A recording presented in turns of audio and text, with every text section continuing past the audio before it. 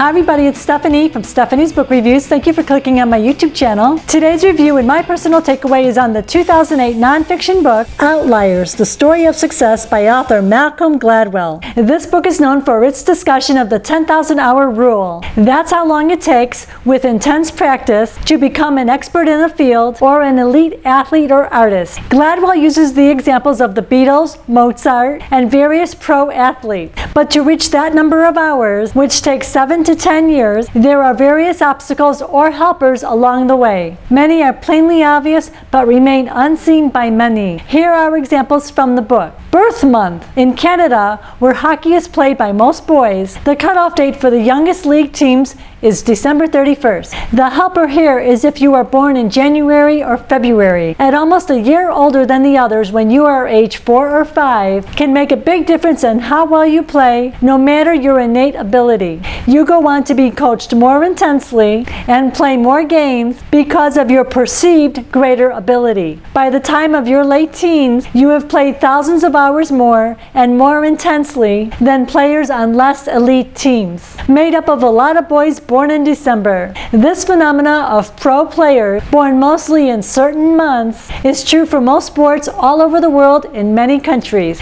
A second league with a cutoff date 6 months later could double the number of elite athletes. Another helper on the road to success is what the book refers to as concerted cultivation. Essentially, this is recognition, acknowledgement, support, encouragement, and guidance and leading from family, friends, teachers, others, and/or your social environment. This could be for a personal gift you have. The example in the book is of a girl whose parents do not recognize their daughter's interest and gift in singing, even as she signs up for a choir group and walks to practice. They almost mock her singing and just brush it off. This made me think of Taylor Swift, whose parents I read gave her 2 years of guitar tutoring and moved to Nashville for her to build her career before she was famous. Concerted cultivation is also at work in some classrooms, according to the book, where teachers have more time in class to answer all questions. In fact, there was an interesting study cited where 8th graders spend 30 seconds to 5 minutes, averaging 2 minutes, before they give up on a difficult math problem. The book seems to me to encourage schools to encourage students to persist up to 22 minutes, at which point they will probably resolve the difficult math problems. According to the book, persistence is learned from your social or cultural environment, which was originally based on different planting seasons around the world. On a similar uncomfortable note, the book talks about PDI, Power Distance Index.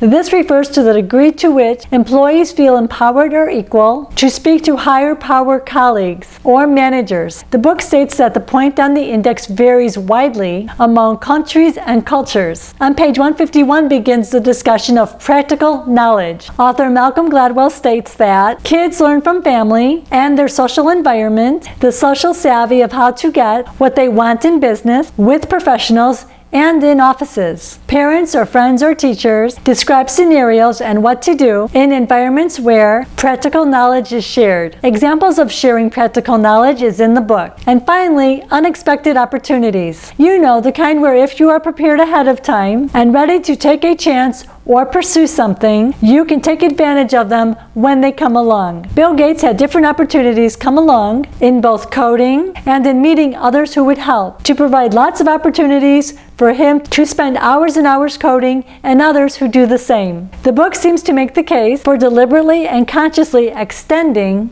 opportunities to all instead of keeping them as lucky breaks or random opportunities. But for everyone everywhere, focused effort and practice over 7 to 10 years is the biggest difference of all, the 10,000-hour rule. On a side note, YouTube channel Refusing to Settle, on its August 29th, 2016 video, 10 Best Ideas, the link is below, talks about the 10,000-hour rule and the dip. The dip is the point, soon after you start your pursuit of something, that progress and interest drop. It looks like this.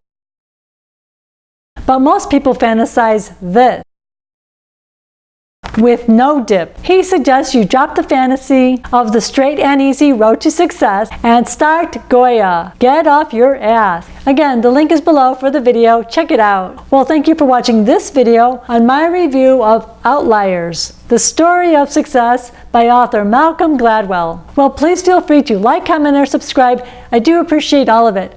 My name is Stephanie from Stephanie's Book Reviews. Thank you again for watching, and I'll see you again on the next video.